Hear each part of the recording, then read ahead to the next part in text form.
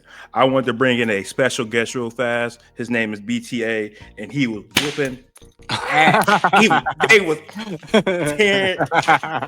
Thunder had him in a chokehold. Like I told you, we gonna tear that. I told you. And we back.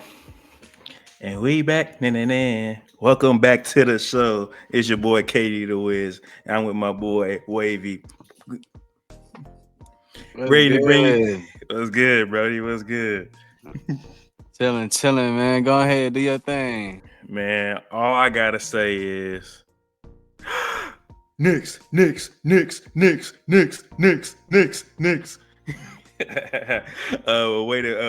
to take care of business tonight, Knicks. Let's see if you be ready for Game 6, though. I ain't gonna say I'm disappointed, but Pacers did not come out to play. Hallie unfortunately only had 8 points. I mean, hey, there's no excuses. The Knicks came out to play. They really wanted, man. I'm gonna be real, man. They didn't look sharp at all.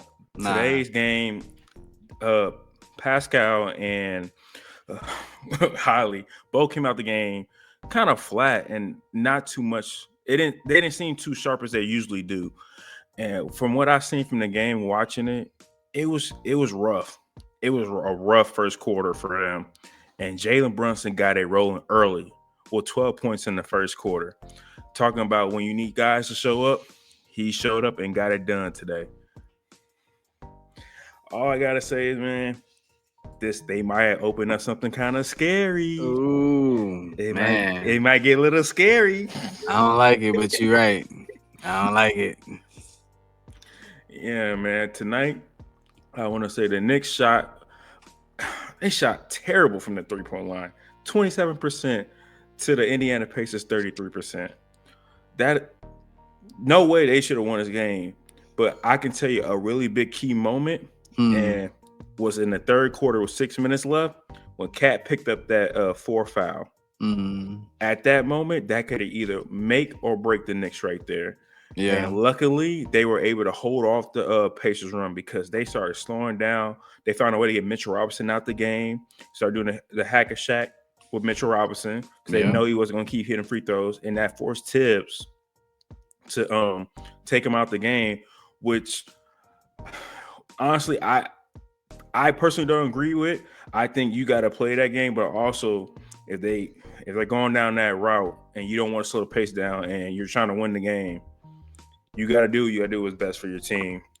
But points in the paint tonight was a tremendous difference. 60 points for the Knicks in the paint and only 34 for the Pacers. So that just tells you who dominated the floor, who dominated inside the paint. And once again, second chance points, 13-7 in favor of the Knicks. Your boys has been rolling right now, and Cat is getting the game going. I kid you not. This man came out to play tonight, fellas. Cat Daddy, huh? Cat Daddy. The biggest lead tonight for the Knicks was 22 points. Indiana never had the lead in this game. Yeah, it's sad, man. It got scary. I didn't know what to think when in the first quarter, they started scoring the game pretty quickly. You know, Knicks got rolling pretty fast. But then all of a sudden, here comes Indy, slowly but surely creeping back in the game. Went on a 9-1 run. Ain't nothing different new. All I gotta say, man, when you have a chance to close out the game, you don't waste those opportunities. And for the Pacers to come out and play the way they did and not be as sharp as they should have been. Yeah. In a closeout game, we already know who won the other series. We'll get to that in a minute. But for Indiana, this is your chance. Man. I don't want to say it was their chance. They got one more game at home next game. That's their final chance. No, this goes to game 7, that's scary. It's already scary. They forced the game 6. Nah, bro. Home crowd. One last chance at the crib. They got it, bro. I think they got it. This thing, bro. They split there in Indy already.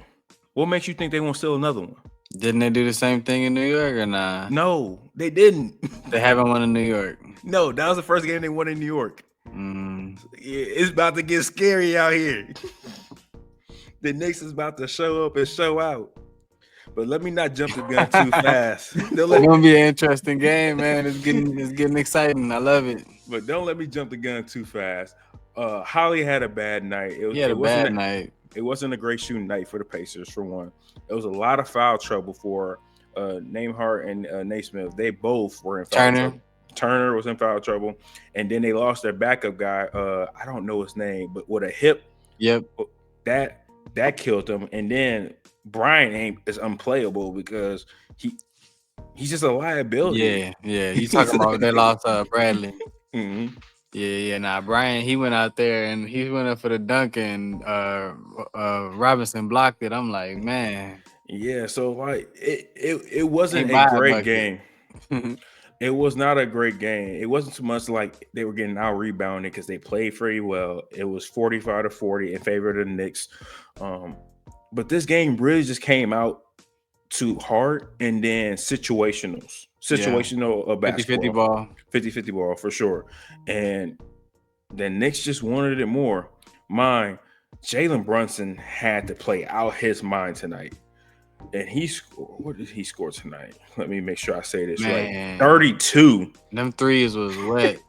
32 tonight. That boy 4 threes. 4-7 for the 3-point line. Man. Yeah, that boy was cooking. Nah, he's cold, man.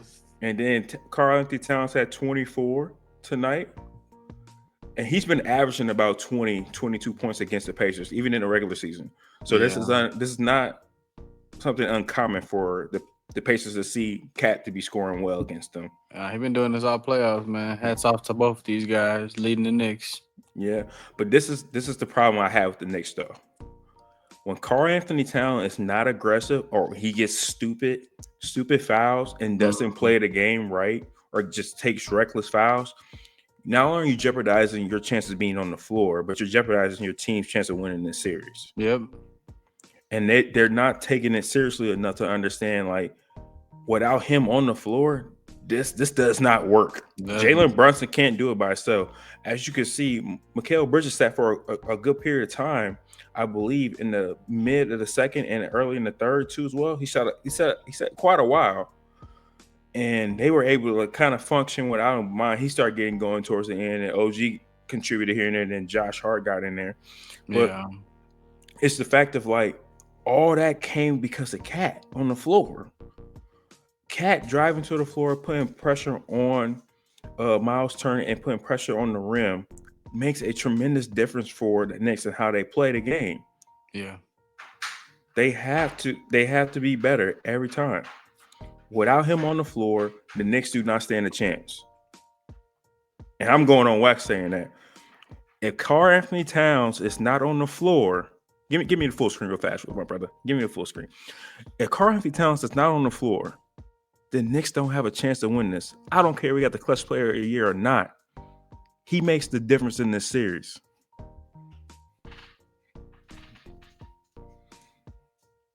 That is all. All right, man. Predictions. I'm taking Indy. I'm taking Indy to win this game on home court.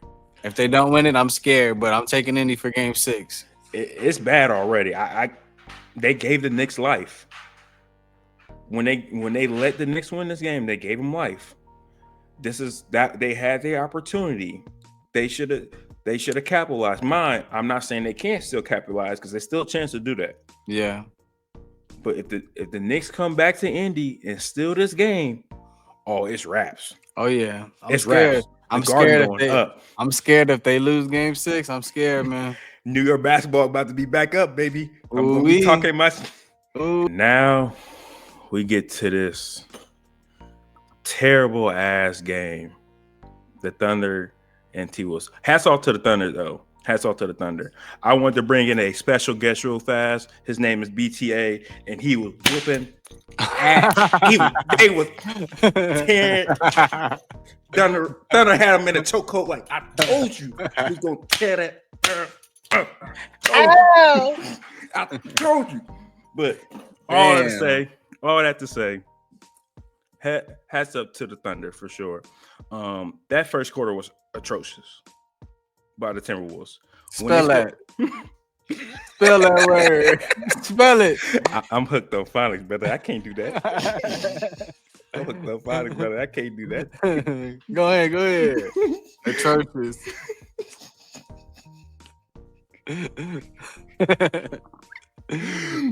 But in all seriousness, that first quarter was not great by the Minnesota Timberwolves. When they scored the first 3 points, and then it got to 11-3, then it got to 15-3, then it got to 19-6, then 26-9 in the first quarter. That was the game. It was wraps. It was done by then. Too many costly turnovers, not enough focus, and not enough attention to urgency for this game. Yeah. You have no room for error. You have to play this game damn near perfect to beat this team. And that's a lot to say, because usually some teams have kind of like flaws here and there. You can see it. OKC, they're young, so you can't say you're gonna outrun them. They're poised and they're ready for the moment. They got a great coaching staff over there, and the way they're playing basketball is so beautiful. Yeah, it's amazing to watch, because they know who the main guy is, but they don't treat nobody no differently. Everybody knows their role. Everybody knows their position, and they play at a high level. Yep. It looks so easy. It looks very easy. And this is the problem for them going forward. How do you keep them all together? Because I believe all they're like on rookie. Two of them are on rookie extensions still. I believe J-Dub and Chet. And you can't keep them together, man. It's got to go at some point. Hey, look, yes, you can. You try to, but it always happens in any sport. Let me give you a stat today. I found out a stat today. I went digging for this one. OKC has over 20-some picks in the next 5 drafts. You can keep these. That's a lot of picks, bro. Over the next 5 drafts, you got over 20-some picks. They're gonna find a way to keep them, or they find plug and play guys. The way college basketball is going now, guys are staying in the league. Not staying in the league longer, but staying in college longer because the NIL deals, and they like, man, why come and maybe possibly not make no real money just yet when I can make $1 million in college and then jump over and increase my stock? Yeah. At least I got $1 million in my pocket going into it. But hats off to the Thunder once again, and SGA winning the Western Conference Player of the year so far. Their game, man, and the way they've been doing it, I kid you not, it's something a lot of young kids should be watching right now. Yeah. If I'm in high school or I'm in like my freshman year of college, with the way they are playing basketball and the way they are getting after it on defense, clogging up the lane, passing guys off, literally walling up, being handsy enough to not get called for fouls, making it difficult for offensive guys to get into sets, making it hard for people to catch the ball, understanding that communication on defense is the key to everything. You see it all with them in the Thunder. And when they're wearing the mics, it's even more better to hear how they communicate on the floor. How Chet's in the background or Harkenstein's in the background communicating everything. That's a floor general right there. And then you got the smoothest man on the planet, SGA, leading in scoring. Foul muttering, whatever you want to call him. The man's a bucket.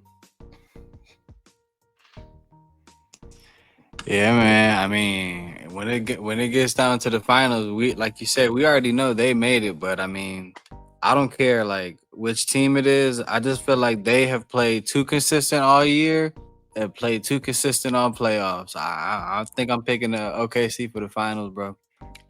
I'm gonna be right there with you on that same side. Yeah, they are serious, man. I want to see it. Yeah, and I think this has to be said. It has to be known when doing basketball.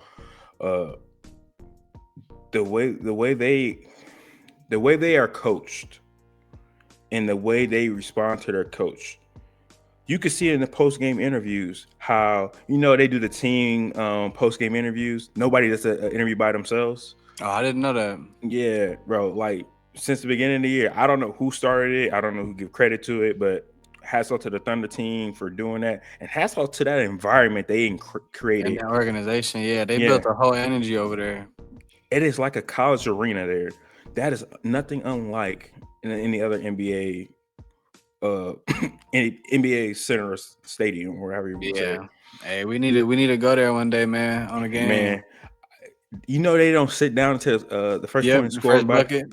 Man, like, do you like imagine being in that atmosphere, or like that chilling atmosphere? That has got to be a great feeling, and Yeah. to be coached so well, and then for them to respond so well to them too. It makes a lot of sense of why they're so good. And I'll be first to admit, I thought it was a fluke them being 16 games ahead of everybody else. Yeah. Because when you look at the NBA season, you look like, all right, it's 82 games. How many guys are actually playing every night? How many guys are actually going out there and really competing? Or some guys are really just waiting to the postseason to get going. And sometimes they can't click it on like that. Yeah. It's a select few guys that can click that stage on, and they're about to phase out of the NBA pretty soon. That's for real. And That's for real. it's sad to say. But I did have one. I had one gripe with the whole thing after, even though the game was ended and like we knew it was out of Let's see, hand. because I have a feeling it's about something, but let's see what it is. My gripe was the post game interview things. With Ant. Yeah. I don't think he understands the position he's truly in.